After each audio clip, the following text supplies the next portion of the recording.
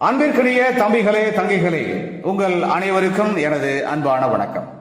ஒவ்வொரு திருக்குறளின் மேன்மையான கருத்துக்களை இவ்வுலகெங்கும் வாழுகின்ற மாணவ மாணவியராகிய தாங்கள் அனைவரும் தெளிவாகவும் சிறப்பாகவும் அறிந்து உணர்ந்து உன்னதமான மேன்மையான ஒவ்வொரு திருக்குறளையும் அதில் சொல்லப்பட்டுள்ள உன்னதமான உயர்வான கருத்துக்களையும் நீங்கள் உங்களது தேர்வுகள் எழுதுவதற்கும் அதே சமயத்திலே அந்த மாண்புமிக்க மேன்மை தாங்கிய கருத்துக்களை கொண்டு உங்களுடைய வாழ்க்கை பயணத்தை, வாழ்க்கை பாதையை செம்மையாகவும் அன்புடனும் அறத்துடனும் மற்றும் ஆக சிறந்த அனைத்து விதமான திருக்குறளில் சொல்லப்பட்டுள்ள பண்பு நலன்கள் உடனும் அமைத்துக் கொள்ள உதவுவதே இந்த கருத்தாக்கத்தினுடைய நோக்கமாகும்.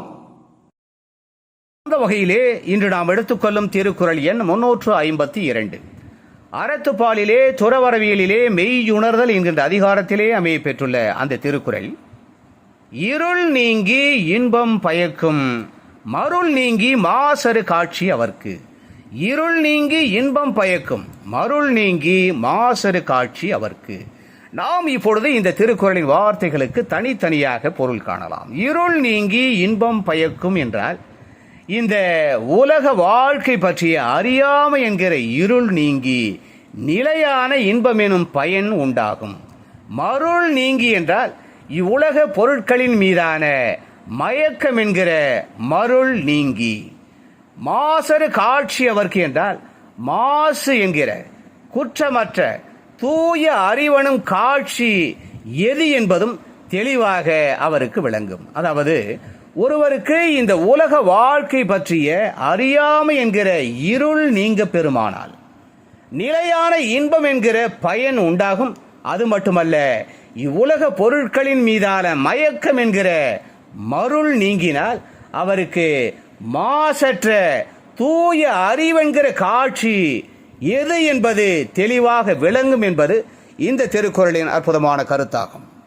நாம் இப்பொழுது திருவள்ளுவர் சம்பந்தமான ஒரு தகவலை தெரிந்து கொள்ளலாம். திருவள்ளுவரின் காலம் பற்றி தமிழ் அறிஞர்களிடையே கருத்து வேறுபாடுகள் நிலவுகின்றது என்பதையும், தமிழறிஞர் மறைமலை அடிகள் திருவள்ளுவர் இயேசு கிறிஸ்து பிறப்பதற்கு 30 ஆண்டுகளுக்கு முற்பட்டவர் எனவும், வி.ஆர். ராமச்சந்திர தீட்சிதர் கிமு 1 அல்லது 2ஆம் நூற்றாண்டை திருவள்ளுவர் சேர்ந்தவர் என்றும், பேராசிரியர் வையாபுரி பிள்ளை என்பவர் திருவள்ளுவரின் காலத்தினை கிபி 6ஆம் நூற்றாண்டு என்றும் கூறியுள்ளனர் என்பதை அறிகிறோம்.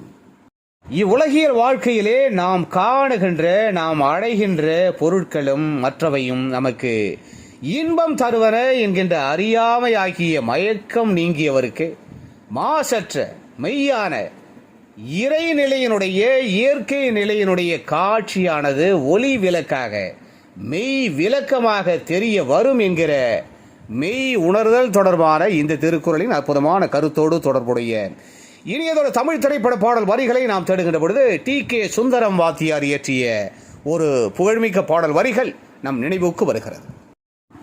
பொய்மை தன்மையுடைய மாய தன்மையுடைய நிலைப்பு தன்மை அற்ற இவ்வுலகில் நமக்கு இன்பமும் சொந்தமும் அளிப்பதாக தோற்றமளிக்கின்ற அனைத்தும் நாம் இவ்வுலகை விட்டு செல்லுகின்ற போது நம்முடன் கூட வராது.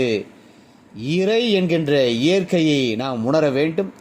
அதனை உணர்ந்து அதனை போற்றி அந்த காட்சியையே நமது லட்சிய காட்சியாக, நமக்கு பேரின்பம் தருகின்ற காட்சியாக நாம் உணர்ந்து அதன்படி செயல்பட வேண்டும் என்று ஒரு மெய்யை உணர்ந்த மெய்ஞானி இம்மக்களுக்கு அறிவிக்கை செய்வதாக அமைக்கப்பட்ட அந்த அற்புதமான பாடல் வரிகள். மெய்ப்பொருள் உணர்ந்த அந்த மெய்ஞானி கூறுவார், நம் நாடு எங்கே, நாம் வாழ்ந்த பெரும் வீடு எங்கே, நாம் காத்த நெஞ்சை எங்கே, தோப்புகள் புஞ்சைகள் எங்கே, நாம் செலுத்திய அதிகாரம் எங்கே, நாம் செய்த வியாபாரம் எங்கே, நாம் பாசம் காட்டிய மனைவி மக்கள் எங்கே, நாம் வைத்திருந்த ரொக்கம் எங்கே, வாங்கின வட்டி எங்கே, அதை வைத்து பூட்டிய இரும்பு பெட்டி எங்கே, அவையெல்லாம் நாம் இந்த உலகை விட்டு போகின்ற போது கூட வருமோ அங்கே. நாடி வருவது எது என்றால் பாவ புண்ணியம் அல்லாது வேறு எதுவும் இல்லை. நாம் நமது அறையில் அணிகின்ற கோவணமும் நாம் இவ்வுலகை விட்டு செல்கின்ற போது கூட வராது என்பதை நன்கு உணர்ந்து கொண்டு சிந்தை தெளிந்து கும்பிட வேண்டும்.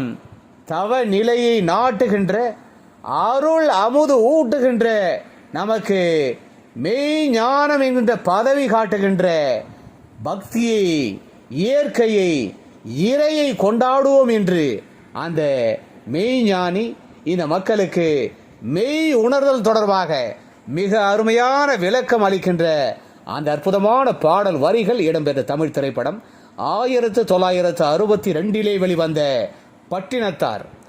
டி.கே. சுந்தரம் வாத்தியார் இயற்றிய அந்த அருமையான பாடல் வரிகளுக்கு ஜி. ராமநாதன் இனிமையாக இசை அமைக்க, டி.எம். சௌந்தரராஜன் மிக அருமையாக அந்த கருத்துக்களை எடுத்துரைக்கின்ற அந்த தத்துவ பாடல் வரிகள் இதோ என் குரலில் உங்களுக்காக.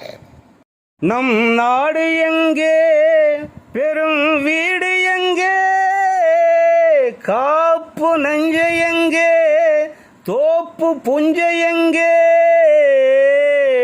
அதிகாரம் எங்கே, வியாபாரம் எங்கே, மனைவி மக்கள் எங்கே, வைத்த ரொக்கம் எங்கே, வாங்கின வட்டி எங்கே, இரும்பு பெட்டி எங்கே, அவையெல்லாம் கூட வருமோ அங்கே. நாடி வருவது எது பாவ புண்ணியம் அல்லாது, நாம் அறையில் அணியும் கோவனமும் வராது. நன்குணர்ந்து கொண்டு சிந்தையும் தெளிந்து கும்பிடுங்கள் என்னும் தவநிலை நாட்டும் அருளமுதூட்டும் பதவி காட்டும் பக்தி கொண்டாடுவோம். நம் நாடு எங்கே, பெரும் வீடு எங்கே, காப்பு நஞ்ச எங்கே, தோப்பு புஞ்ச எங்கே, அதிகாரம் எங்கே, வியாபாரம் எங்கே, மனைவி மக்கள் எங்கே, வைத்த ரொக்கம் எங்கே, வாங்கின வட்டி எங்கே, இரும்பு பெட்டி எங்கே, அவையெல்லாம் கூட வருமோ அங்கே.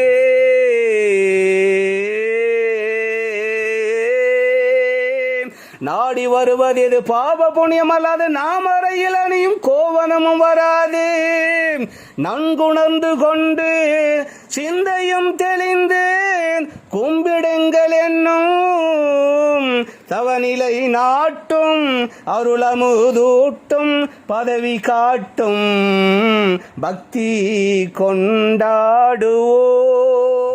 தவநிலை நாட்டும் அருளமுதூட்டும் பதவி காட்டும் பக்தி கொண்டாடுவோம். எனவே அன்பு தம்பிகளே, தங்கைகளே, ஒருவருக்கு இந்த உலக வாழ்க்கை பற்றிய அறியாமை என்கிற இருள் நீங்க பெருமையானால் நிலையான இன்பம் என்கின்ற பயன் உண்டாகும். அது மட்டுமல்ல, இவ்வுலக பொருட்களின் மீதான மயக்கம் என்கிற மருள் நீங்கினால்தான் அவருக்கு மாசு அற்ற தூய அறிவென்கிற காட்சி எது என்பது தெளிவாக விளங்கும் என்கிற மெய் உணர்தல் தொடர்பான இந்த திருக்குறளின் அற்புதமான கருத்தினை தெளிவாக அறிந்து உணர்ந்து நாம் இந்த உலகியல் பொருட்களின் மீது அதிக பற்று வைக்காமல் மெய் உணர்வை கொண்டு மெய்யை உணர்ந்து தூய வடிவான இறையை போற்றி இயற்கையை வாழ்த்தி வாழ்விலே வெற்றியையும் புகழையும் மேன்மையையும் அடைவோம். மீண்டும் ஒரு இனிய திருக்குறள் எண் 353. அந்த திருக்குறளின் பொருளோடு தொடர்புடைய இனியதொரு தமிழ் திரைப்பட பாடல் வரிகள், திருக்குறள் சம்பந்தமான சில தகவல்கள் ஆகியவற்றோடு நாம் விரைவிலே மீண்டும் சந்திக்கலாம். அதுவரை அன்பு வணக்கம் கூறி விடை பெற்றுக் கொள்வது உங்களுடைய அன்பு அண்ணா முனைவர் கா. சிவசங்கர். மீண்டும் சந்திப்போம். நன்றி, வணக்கம்.